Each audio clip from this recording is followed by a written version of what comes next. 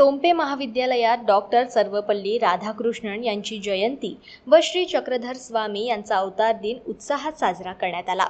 चांदूर बाजार येथील गोसी टोंपे कला, वाणिज्य व विज्ञान महाविद्यालयात राष्ट्रीय सेवा योजनेच्या वतीने सर्वपल्ली राधाकृष्णन यांच्या जयंतीचे औचित्य साधून शिक्षक दिन व श्री चक्रधर स्वामी यांच्या अवतार दिनानिमित्त कार्यक्रमाचे आयोजन करण्यात आले होते। या प्रसंगी महाविद्यालयाचे प्राचार्य डॉक्टर राजेंद्र रामटेके यांनी सर्वपल्ली राधाकृष्णन यांच्या जीवन कार्यावर प्रकाश टाकून पुढे म्हणाले की श्री चक्रधर स्वामी यांचा आज अवतार दिन असून श्री चक्रधर स्वामी यांनी 12व्या शतकात सर्व समाजातील स्त्री पुरुषांना एकत्र करून त्यांच्यात सामाजिक, धार्मिक समता, बंधुता प्रस्थापित करण्याचे फार मोठे कार्य केले।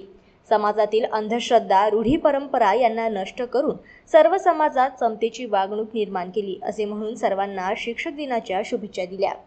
यावेळी महाविद्यालयातील सर्व प्राध्यापक, कर्मचारी, विद्यार्थी बहुसंख्येने उपस्थित होते।